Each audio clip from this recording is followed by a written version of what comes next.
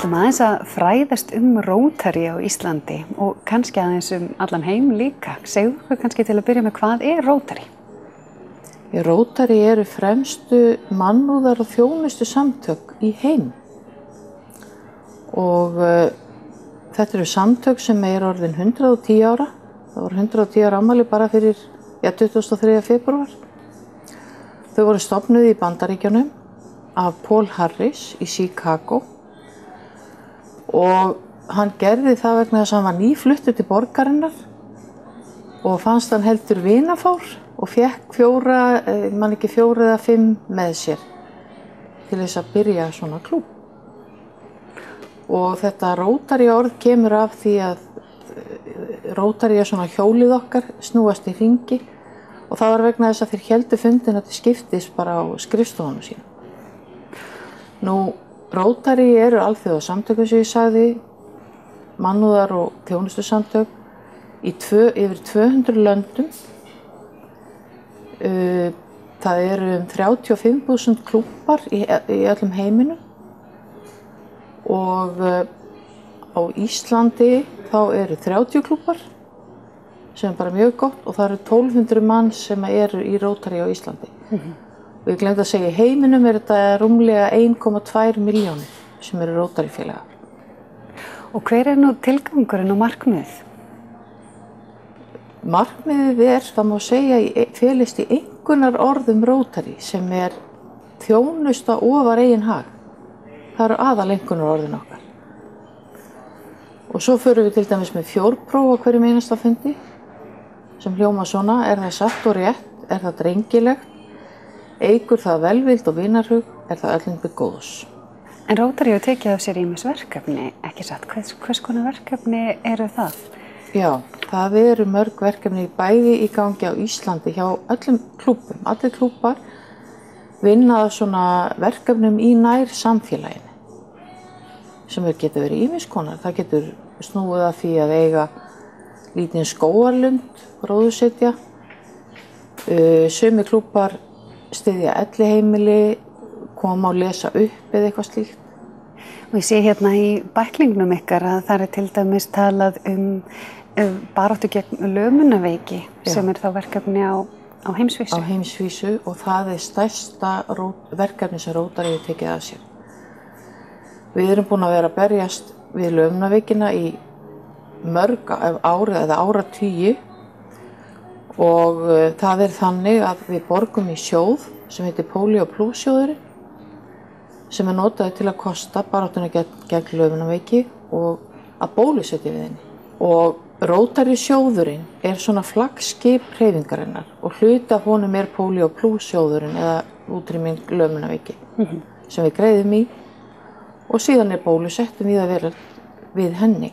En þessu verkefni átt að vera lokið á alheimsvísu núna, en af því að lömunarveikin að stinga sér niður, sérstaklega í stríðshrjáðum löndum, að það var ákveðið að framlengja verkefninu út 2018. Og það svolítið sérstakt við þetta að sjóðurinn, Rotary sjóðurinn svo vel rekinn, hann hefur fengið viðurkenningar oftar en einu sinni fyrir það, af því að 97–98% af fénu sem fer í hann fer til velgjörðarmála. En ég sé að það eru greinilega ýmis verkefni bæði á heimsvísu og í nærsamfélaginu, og ég rek augun hérna líka í námsstyrki til meistaranámsi í friðarmálum sem 10 Íslendingar hafa fengið. Já. Það hlýtur að vera dálítið. Það mjög flott, og það að 10 Íslendingar hafi fengið þetta, það sýnir nú bara hvað við Íslendingar erum bara flottir, verði ég að segja. Þetta reyndar allt konur, þannig við erum þá bara flottastar, þannig það. En það eru 10 konur sem hafa fengið friðarstyrkin, og þessi friðarfræði eru kennd í 5 háskólum víðsvegar um heiminn. Og ég sé að það líka ungmennaþjónusta, þannig að þetta ekki, og þannig að Rotary getur verið fyrir fólk á öllum aldri, eða hvað? Rotary fyrir fólk á öllum aldri, hins vegar eru æskulýðsmálin, þau eru mjög stór partur af okkar vinnu, og við til dæmis bæði sendum og tökum á móti skiptinemum. Við höfum gert það í áraraðir. Það eru til dæmis sumarbúðir á vegum Rotary á hverju sumri, þar sem að íslenski krakkar geta sótt að fara í sumarbúðir erlendis og svo til dæmis bara þessu ári og það er búið að ákveða það núna í júní, þá verða sumarbúðir á Íslandi, þannig að það kemur hópur af erlendum ungmennum til að njóta gestrisni okkar hérna og náttúrunnar og allt sem þau vilja. Svona að lokum, hvað getur þú sagt við þá sem að kannski hafa svolítið áhuga á Rotary, myndi jafnvel vilja ganga í slíkan félagsskap og láta gott af sér leiða? Til hvers að gera þetta? Til hvers ert þú að þessu til dæmis? Jú, það eiginlega auðvitað til þess að láta gott af sér leiða. Eins og að segja alltaf að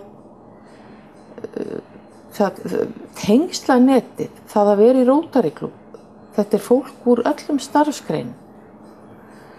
Og það tengslanett alveg ómetanlegt. Það bara svo gaman að kynnast fólki úr öðrum starfsgreinum. Ég segi fyrir mig þegar ég byrjaði Rotary, ég lyfjafræðingur og vann í lyfjabransanum. Og ég hélt í raun og veru þegar ég kom inn í Rotary að lífi snerist bara lyf og ekkert annað. En það opnaði nú augum mín fyrir að það margt annað merkilegt í þessari veröld heldur en lyf. Og bara mjög fróðlegt, á hverjum fundi þá eru fræðsluerindi bara allt sem okkur dettur í hug í þjóðfélaginu og það, ég myndi segja í fyrsta lagi þá maður að láta gott að sér leiða með því að greiða Rotary-sjóðinn og að vinna að verkefnum í nærsamfélaginu. Nú í öðru lagi þá það tengslanetti sem ég að tala sem skiptir svo miklu máli og svo þetta síðasta sem ég nefndi, það eru fyrirlestrarnir, það má segja að þetta sé ódýrasta endurmenntun sem þú getur fengið eða ókeypis opinn háskóli í raun og veru. Vegna þess að þú fræðir svo mikið á fundum.